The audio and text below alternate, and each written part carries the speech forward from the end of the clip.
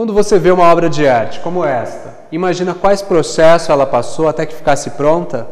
Sabe, por exemplo, que, antes de tudo, ela era desta forma? Pois bem, o programa Fronteiras da Arte de hoje vai mostrar o interior de uma fundição artística. A gente está na Fundiarte, que fica aqui no Distrito Industrial da Unileste, e vai conversar com Edu Santos, que conduz todos os passos dessa conversa num programa bem interessante. Eu tenho certeza que você vai gostar muito.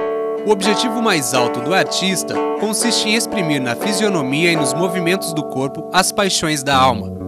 A frase do pintor renascentista Leonardo da Vinci está estampada no site pessoal de Edu Santos, artista de 29 anos que cresceu em meio à fundição da família. A brincadeira se transformou em profissão e hoje ele é o responsável pelas etapas de criação e desenvolvimento de fundição de obras de arte na empresa. Eduardo, obrigado por me receber no seu espaço de trabalho. Eu tenho certeza que vai ser uma conversa muito bacana. Obrigado, esperamos que seja uma conversa boa. Você falava que você é escultor, você não consegue se definir como artista, porque aqui na fundição você faz várias coisas. Mas o seu trabalho de escultor é muito forte. Eu queria que você falasse um pouco pra gente como é o seu trabalho, como é a sua rotina. Aqui na Fundiarte, na verdade, eu tomo conta de uma área que chama Fundição Pulseira Perdida. Eu, na verdade, tive o privilégio também de trabalhar para muitos artistas. Eu participo do trabalho dos artistas, por isso que é difícil definir, na verdade, uma função em termos da arte. Eu gosto muito de criar meu próprio trabalho. Aqui você trabalha com todas as etapas da fundição, né? Desde a criação, que é um processo mais artístico, até um processo que é mais manual, até chegar ao fim da obra. Então, todo um processo mesmo. Certo, todo o processo. Eu gosto muito de poder criar meu próprio trabalho e na empresa eu desenvolvo todas as etapas do processo de fundição. Eu sou responsável por isso. Que é uma empresa familiar? É uma empresa familiar. Tem o seu pai? Tem meu pai, sócio dele, senhor Euclides. Meu pai é Luiz Alberto, sócio dele, senhor Euclides. E os dois são pioneiros da fundição artística aqui em Piracicaba. Você fala que são poucos artistas em Piracicaba que desenvolvem esse tipo de trabalho. O Eduardo Borges é um deles, a dona Laídes. Quem mais trabalha na cidade com escultura? Na escultura temos o Jairo Matos, Jairo Ribeiro de Matos, também um escultor muito bom. O Cavalari, Marcos Cavalari, que é meu tio, trabalha também com escultura. São poucos, na verdade, o mercado, em termos de arte e escultura em Piracicaba, é um mercado meio restrito. Sim. Marco Cavalari foi seu professor, é isso? Foi também meu professor. Aos 13 anos de idade, quando eu comecei a trabalhar aqui na Fundiarte, trabalhar sério, né? E ao mesmo tempo eu iniciei o curso de desenho clássico com ele. Então, simultaneamente eu aprendia todos os processos de fundição aqui com meu pai, todas as etapas, e ao mesmo tempo essa somatória, fazia o desenho clássico com ele, fiz 4 anos, essa somatória que resulta a minha formação. O resto eu sou autodidata em termos de escultura. Eu aprendi, na verdade, observando, ajudando os artistas que frequentam aqui a empresa. Tive esse privilégio. Você aprendeu crescendo aqui dentro? Crescendo aqui dentro, propriamente dito. Tá. E me diz quais são os artistas que frequentam aqui? São artistas de nome mesmo. Você falava do Lazar Segal, por exemplo, que estão aqui frequentemente. É isso? Fale para mim de alguns nomes que já passaram. Aqui na Fundiarte já passaram muitos artistas, desde Vitor Brecheret, Lazar Segal, podemos citar até a Tarsila do Amaral, que fundimos algumas obras para ela. Ela fez alguma coisa em escultura, Tarsila do Amaral. Temos Sesquiati, já fundimos obras de Sesquiati. Vitor Beccheroni, daí depois o Calabroni.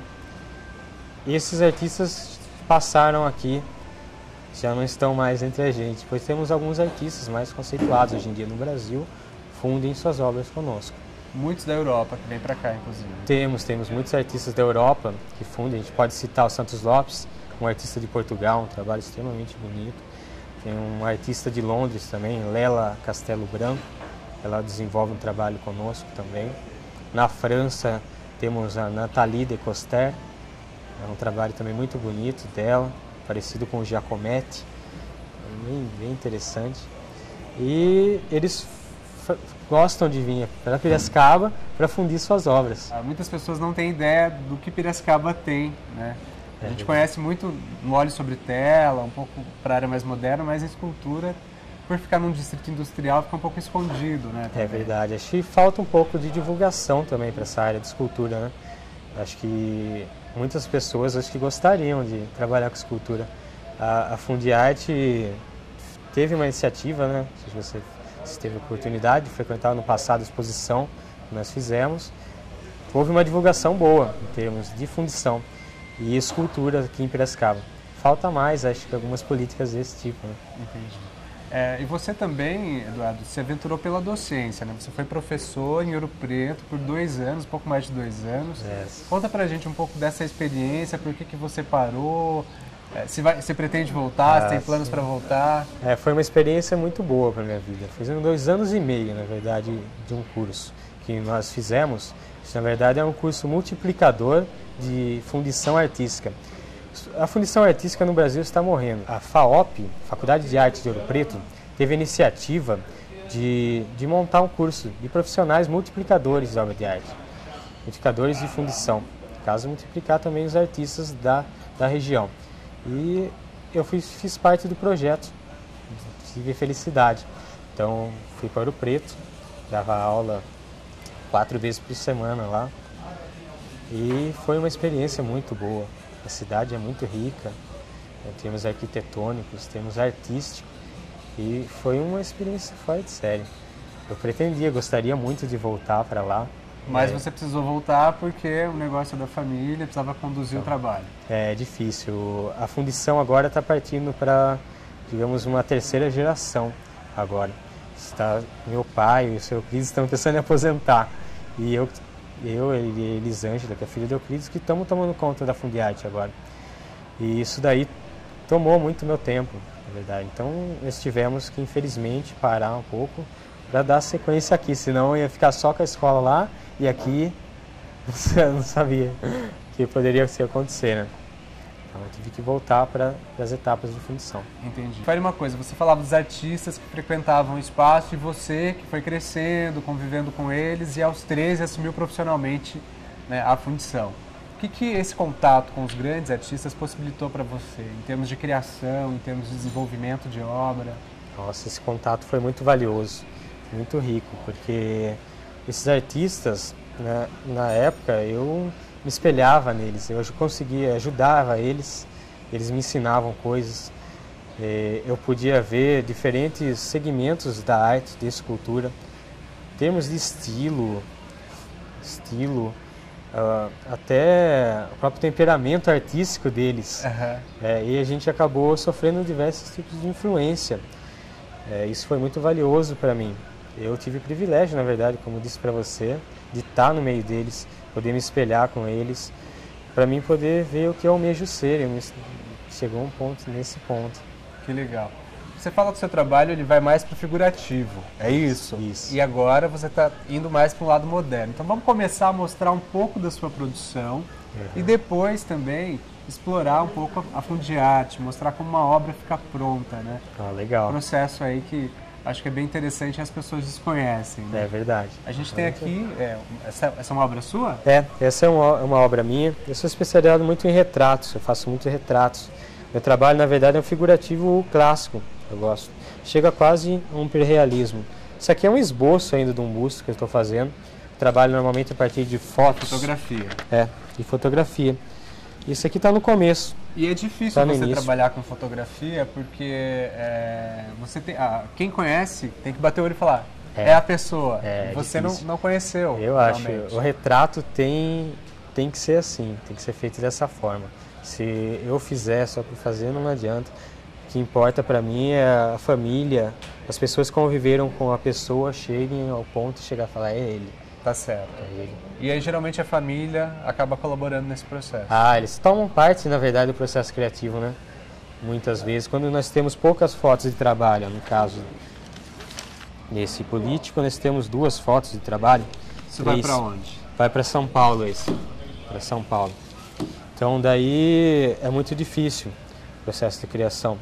Eu tento interpretar o máximo possível da foto, daí a família acaba participando, fala, a orelha dele não era assim, o nariz era um pouco assim. Então, mas normalmente precisa no máximo já é de praxe, demora mais ou menos 20 a 25 dias de criação na argila. Depois ocorre 2 etapas de aprovação. A primeira aprovação, a família vai despencar tudo que quer que modifique na peça. Depois, posteriormente, eu vou fazer as modificações. Na segunda, normalmente é quase nada que mexe. A gente consegue incorporar bem a pessoa. Consegue entender o espírito da coisa. Agora aqui, esse material, o primeiro material é argila, é isso? É argila. Na verdade, a gente pode criar em qualquer material, né? Desde que seja tridimensionalizável, né? Tá. No caso, tanto a argila como a plastilina, que é uma argila oleosa. A diferença é que ela não seca nunca. Depois vocês vão ver alguns tipos de material que eu gosto muito de trabalhar com a plastilina. Certo. Podemos trabalhar com cera. Você falou cera de abelha. Cera de abelha pode ser feito, tem uma gama. Cera, na verdade, existem 250 tipos diferentes de cera. Cera microcristalina, que divine durezas, rigidez, maleabilidade, a gente pode trabalhar com cera. Gesso também é muito utilizável, a gente pode espatulando o gesso. A escultura, na verdade, é muito interessante por causa disso. Acho que o artista não pode se prender a criar num único material. Ele tem que tentar criar em qualquer material que esteja disponível para ele. Você não pode chegar no ponto. Na argila é legal. A gente está vendo um busto aqui. Isso. Certo. E você criou algumas obras para cidades. Serra Negra, por exemplo, a terra do Ronald Golias, você fez uma escultura para que ficasse na praça da cidade, é isso? Isso. A outra coisa aqui, eu gosto muito daquela peça. Eu acho que uma das melhores que eu fiz até hoje. Pelo Ronald Golias, eu senti muita dificuldade, porque ele incorporava um personagem, ele era um humorista fora de série, e ele tinha muitas fisionomias da pessoa. Quando eu conheci a filha dele, a esposa dele, ela me deu um monte de fotos dele, vídeos para mim assistir, e cada uma ele tinha uma característica, que ele incorporava um personagem, então ele estava com determinada fisionomia, diferente. Até que ela escolheu uma foto que ela gostava muito, e nós pudemos trabalhar em cima dessa foto. Quando ela veio fazer a aprovação, foi uma surpresa enorme, ela adorou, ficava beijando a estátua em argila. Ah, que legal. Foi um momento muito emocionante, né? Porque a arte é emoção, né? Claro. É amor. E você conseguiu cativar a família nesse caso, né? Nossa, muito daí importante. Foi feita a inauguração na Praça de Serra Negra, foi muito legal. Teve o Carlos Alberto de Nóbrega, gravou um programa na Praça Nossa lá, ao lado do banco. Todos os colegas, o Ronald Golias frequentavam a Serra Negra, e tinha um taxista que era muito amigo dele. E ele que mais se afeiçoou com a estátua, ele chorava. Então foi um momento muito importante na minha carreira artística. Verdade. Dentro de muitos que eu tive, muitos né? outros. Muitos outros. Mas tem trabalhos seus em outra cidade também? Tem um trabalho meu em Belo Horizonte, um padre de 3,30 m, chama Padre Eustáquio. O padre, ele foi enviado pelo Vaticano para vir para o Brasil para ser missionário da saúde e da paz. E ele faleceu em Belo Horizonte. Daí a família do padre da Holanda me contratou para fazer o retrato do padre. Foi através de currículo, estudaram diversos artistas, e através do currículo eles me selecionaram, eu tive essa sorte. E daí eu dei o máximo de mim para fazer aquela estátua. E foi muito bonito também. Era uma missa em homenagem à estátua. Também tem a cabeça do Pedro Ludovico, que eu vi uma vez, é isso? A cabeça, é fundador de Goiás, é fundador isso? de Goiás. Esse monumento foi um monumento que teve 6,5 metros, né? Era um gigantesco. Era o fundador de Goiás. Quem criou, na verdade, essa obra foi uma escultora chamada Neuza Moraes. Ela era uma escultora de Goiás, também muito conceituada em Goiás, e ela veio fundir aqui na Fundiarte. Nós oferecíamos a melhor estrutura na época para fazer esse tipo de obra. E eu tive a felicidade que ela tinha um trabalho mais voltado para o moderno, tinha um estilo próprio. E quem contratou ela, o governo de Goiás, queriam a fisionomia do rosto dele mais fiel possível do fundador. Então a gente fez um trabalho, eu pude colaborar com ela. Fiz a cabeça do fundador, foi um trabalho Ela fez conjunto. o corpo e você fez a cabeça. Ela fez o corpo, o cavalo, que ficou fora de série. E eu ajudei ela a fazer a cabeça. Depois ela deu os traços dela no rosto, deixou do jeito ao agrado dela, porque na verdade a obra em si era dela. Eu fui apenas uma ferramenta de contribuir com o trabalho. Daí ela me deu, lógico, todo o crédito também por ter ajudado. E essa obra está exposta onde hoje? Está numa praça em Goiás. no centro novo de Goiás. Muito bonita a praça. Tive também aqui em Piracicaba, uma obra muito importante que eu acho, que eu me considero, que foi o fundador da CIP. Thelmo Otero Storer. Thelmo Otero Storer. Que é o pai da Denise Storer, que foi entrevistada nossa mês passado. Isso, uma artista que eu admiro muito, gosto muito do trabalho dela. E foi um trabalho muito legal também. Naquela época, eu acho que eu não fazia muitos bustos. Eu gostava de criar, mas uma realidade tridimensional meio clássica minha própria. Eu criava mulheres, criava algumas figuras torcidas, tinha feito alguns retratos, mas eu não estava pronto, eu acho, para aquilo. E quando surgiu a oportunidade do busto aqui na cidade, eu falei, nossa, é uma oportunidade de um trabalho legal. Eu falei, eu quero fazer. E eu corri atrás, aí a gente fez o busto. Daí só que o Thelmo Otero, ele não tinha muitas fotos de frente, as fotos eram meio limitadas dele. E quando eu comecei a trabalhar, na primeira aprovação, a Denise, foi onde eu conheci a Denise pessoalmente. Entendi. Daí... E aí o trabalho da família, mais uma vez, entrou para te ajudar aí. Porque se você tinha mais fotos de perfil do que de frente, era complicado você fazer o busto. Chega num ponto que você, por mais que você capriche, você consegue virando esse trabalho à medida que a foto lhe propicia, né? E chega num ponto que alguns detalhezinhos de olho, de rugas, que a família quer que tenha, que é característica da pessoa, elas conhecem melhor que eu, que nunca vi a pessoa. Então, daí a Denise fez um papel crucial, né, nessa etapa que ela falou, foi no lugar certo. Ela falou, o nariz, eu lembro até hoje, o nariz dele você pode melhorar assim, a orelha assim, o cabelo, vamos mexer nele assim. Já me deu quase de mão beijada. Uma descrição perfeita. Uma descrição perfeita do que era muito recente. Tava lidando com uma outra artista também. Com uma outra artista, né? Já facilitou. E daí eu fiz as modificações. Quando eu enviei a foto para ela, ela falou, eu não sei nem se eu vou precisar ir até aí, porque é meu pai agora. Legal. Daí eu fiquei muito emocionado também, essas ocasiões. Eu sou meio emotivo, sempre me emociono nessas ocasiões. E daí tive a felicidade de conhecer a Denise e concluir essa obra que está na CIP, que é muito, eu gosto muito dela também. É uma parte de mim que está lá. Né?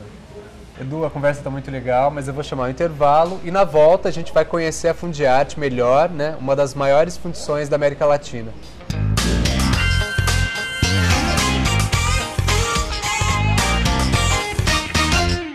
O Brasil é o quarto maior emissor de gases do efeito estufa do mundo. 75% dessas emissões vêm do desmatamento. Nos últimos 5 anos, a Amazônia perdeu 4,5 campos de futebol por minuto. São milhões de toneladas de gases de efeito estufa aquecendo o planeta. Enquanto isso, produtos oriundos do desmatamento ilegal da Amazônia são consumidos. As queimadas são o principal instrumento para transformar a floresta em pastagem. Todo esse processo contribui para o aquecimento global.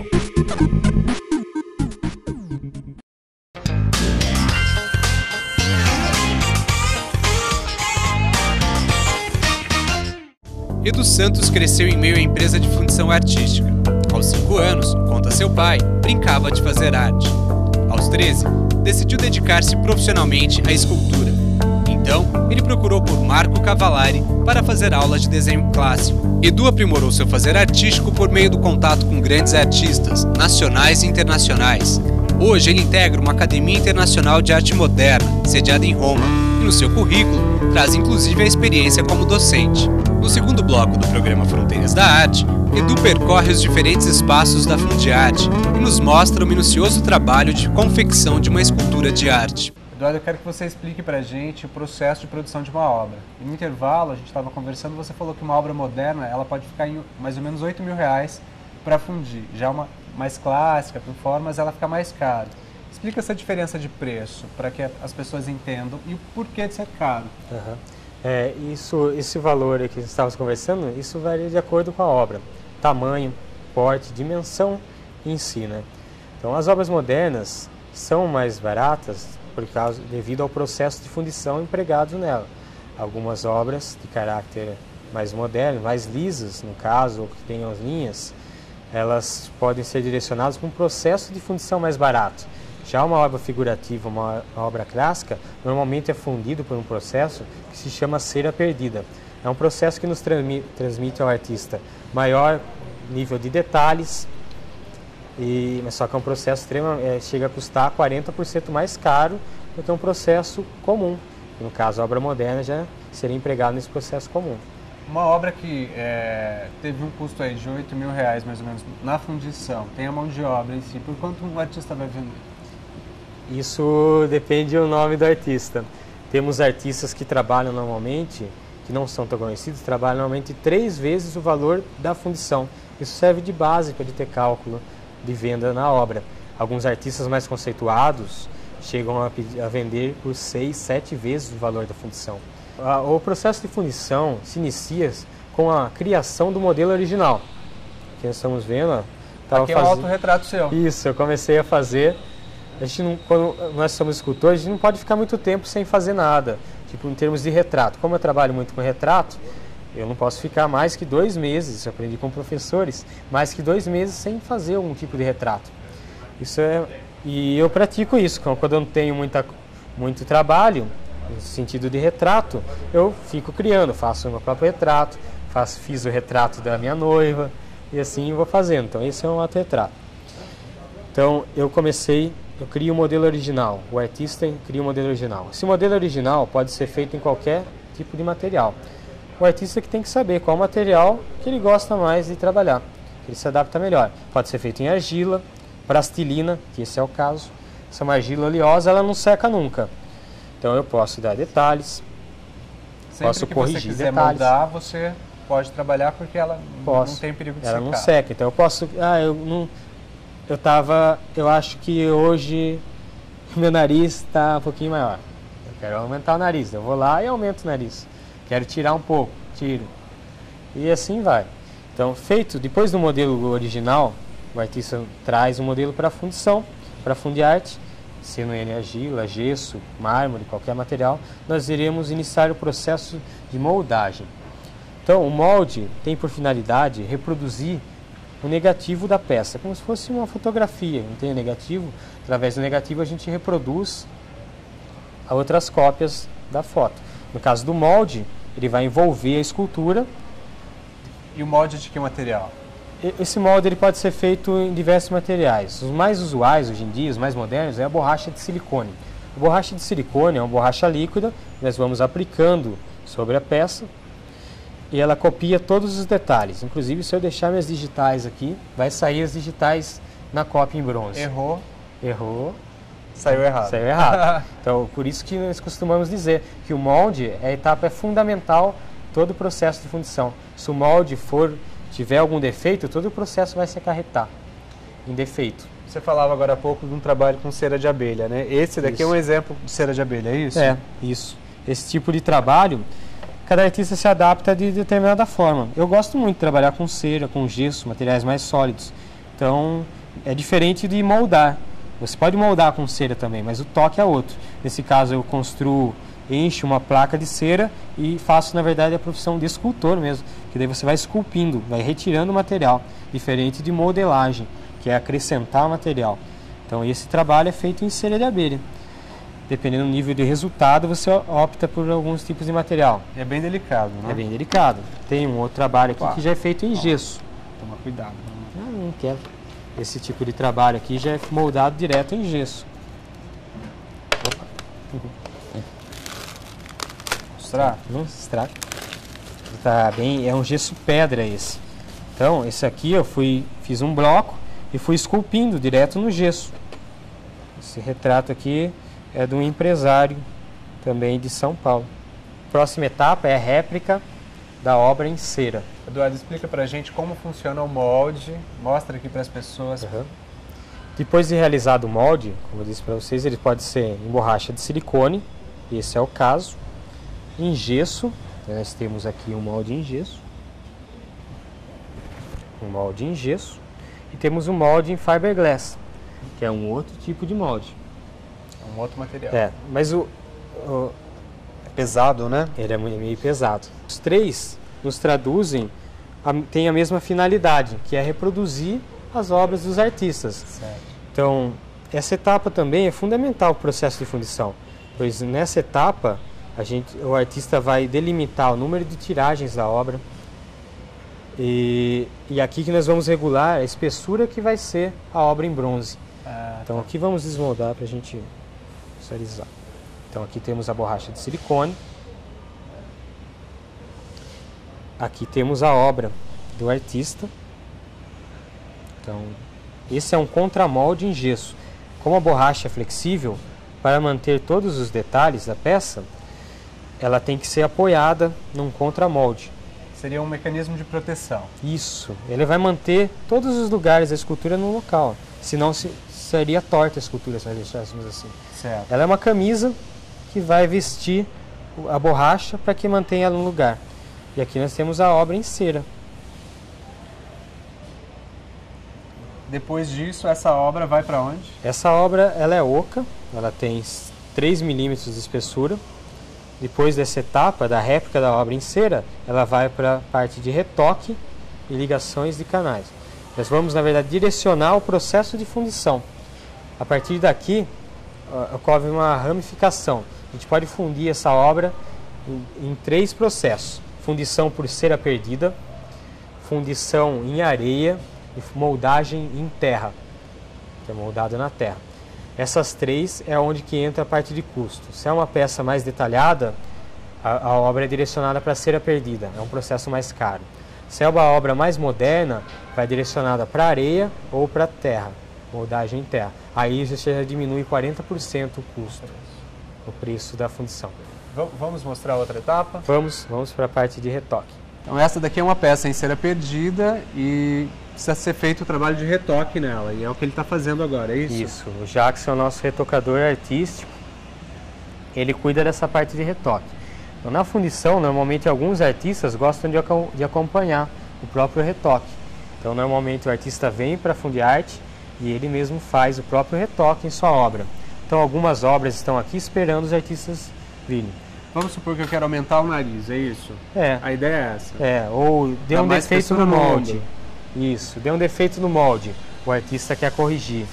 Ou, essa unha não consegui fazer direito na madeira, eu quero fazer ela na cera, que é mais fácil, é um material mais malhável. Então eu quero fazer ela... Aqui é possível mudar tudo. Toda a obra é possível mudar nessa etapa. É um ajuste fino. É um ajuste final antes de estar a obra em bronze. Que a partir daqui, depois do artista fazer os retoques, corrigir todas as imperfeições, é ligado os canais de fundição na obra e ela é revestido com um gesso refratário, tanto interno, o núcleo, quanto a parte externa. Tá, esse gesso, ele está dentro da obra, é isso? Ele está dentro e ele vai revestir a obra por fora também. Isso posteriormente, depois de estar toda retocada. A ideia em si é criar um bloco de gesso refratário com a cera dentro, contendo os canais de fundição já. Solidificou o gesso refratário, isso daí vai para a queima, onde escorre toda a cera e vai ficar o espaço vazio da cera, porque toda a cera se perde, por isso que dá o nome ao processo, cera perdida. E o bronze vai tomar forma de onde era a cera. Tudo que era cera vai se tornar bronze. Entendi. Dá pra gente mostrar a queima? É o próximo processo? Isso, agora? O próximo processo é a queima. A gente tem um forno aqui. Qual que é a temperatura da queima de uma obra? Então, essa temperatura, esse tipo de gesso refratário, ele não pode ultrapassar de 800 graus. Senão ele perde as propriedades dele. Ele enfraquece. Então daí ocasiona a trinca. Essas trincas no bloco de gesso vão sair rebarbas no bronze. Isso não é interessante. Vai desvalorizar a obra, vai viabilizar. Vai dar muito mais trabalho posteriormente no acabamento, muitas vezes ocorrendo até perda da obra. Se der uma trinca, por exemplo, de um rosto, de uma obra clássica, para consertar só o artista. Entendi. Daí acaba complicando. Quantos dias a obra fica no forno? Esse tipo de queima é um sistema de queima primitiva. É uma queima de carvão que é uma queima gradual. Então esse processo demora 4 a 5 dias de queima. Já na estufa, já demoraria uns 2 dias, 1 dia e meio, mas o risco é maior. A estufa é um processo muito parecido com o forno da cerâmica, é isso? Muito, é praticamente igual. Nós temos estufa a gás, a elétrica. E você tem o controle da temperatura. O que muda é isso. Na estufa você tem maior controle interno da temperatura, já no carvão não. Para que a pessoa entenda melhor, aquela obra que a gente mostrou aquela hora, ela recebe os canais dentro dela. Certo. Dentro desses canais são inseridos o metal, é isso? Tudo que era cera vai virar bronze. Tudo que é cera vai derreter, escorrer. Vai ficar o vazio dentro do bloco de gesso. E o bronze vai tomar forma depois da fundição, do material derretido. Ele está liquefeito, a gente verte pelos canais e ele vai tomar forma de tudo quanto era cera. Aqueles canais que estão em cera também vão se transformar em bronze. Tem que não existir cera durante o processo de fundição, senão ocorrem explosões. Isso é fundamental para o processo. Feito isso, posteriormente, é a etapa de usinagem, onde é corte dos canais e um acabamento fino na peça. A gente tem como mostrar isso aqui? Nós vamos, essa é a próxima etapa, depois nós mostrarmos os outros processos de fundição. Esse que nós vimos finaliza o processo de cera perdida. Certo. Daí lembra que dali da cera diversifica entre 3 processos: cera perdida, areia e moldagem em terra. Cera perdida nós acabamos de concluir. Agora o próximo é a moldagem em areia. O molde de areia ele é 30% mais barato do que o molde anterior que a gente mostrou. Esse barateamento ele se deve ao quê? Primeiramente, o processo é mais rápido e outro, o material inserido é mais barato. Na moldagem em cera, na fundição em cera perdida, nós vimos que uma escultura demora aproximadamente 5 dias só de queima, para depois fundir. Na areia é possível moldar ela no mesmo dia e fundir no mesmo dia. Então isso dá diferença de custo. É mais rápido, né? É mais rápido. Bem mais rápido. Mas tem o seu ponto negativo no caso, que não são todo tipo de obra que é viável fazer nesse tipo de processo. A areia ela deixa algumas imperfeições, é isso? Alguns rastros. Ela deixa a marca da areia mesmo propriamente dita, e são para esculturas que sejam mais lisas ou que tenham uma textura mais forte. No caso daí é viável. Então como funciona o processo? Vamos lá. A gente tem o modelo original em cera. A gente vai moldar através da pressão da areia. Ela é uma areia granulada, ó. Vou mostrar para vocês em si. Então, ela é uma areia comum, misturada com silicato de sódio alcalino e ligadores. Então, ela copia através de pressão.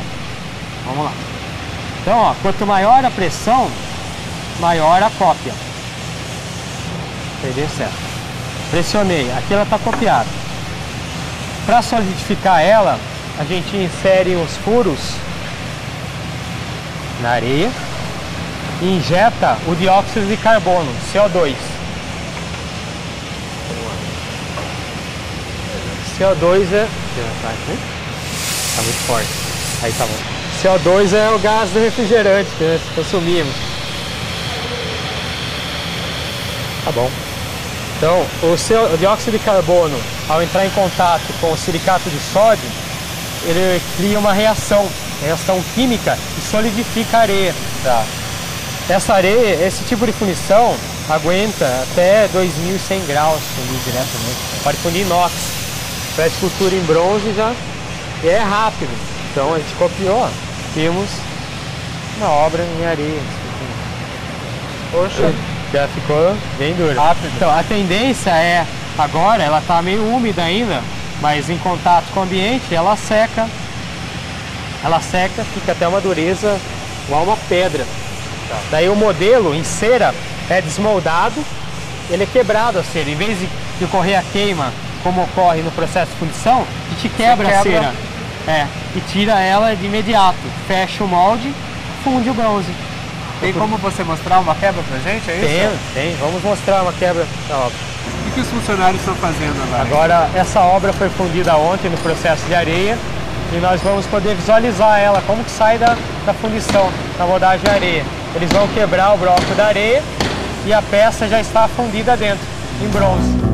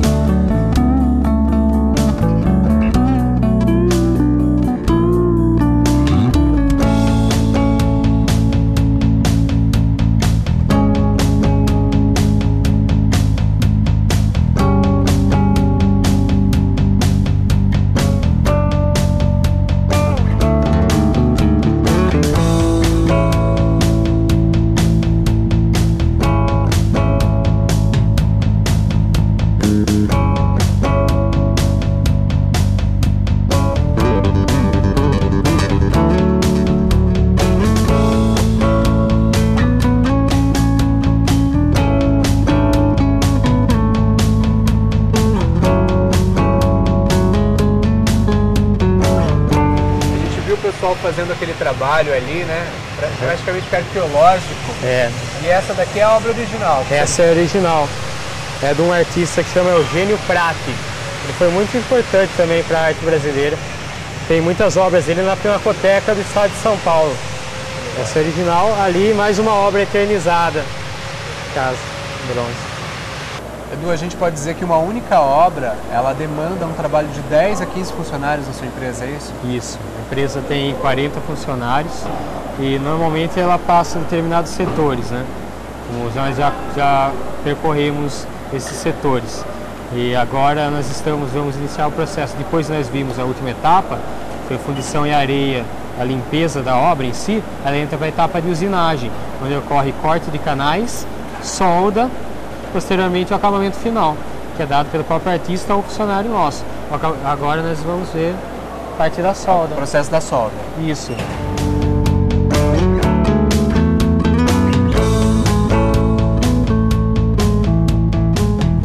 Soldou, tem que lixar a obra, é isso? Isso. Remover as imperfeições, corrigir a parte que foi acrescentado na solda.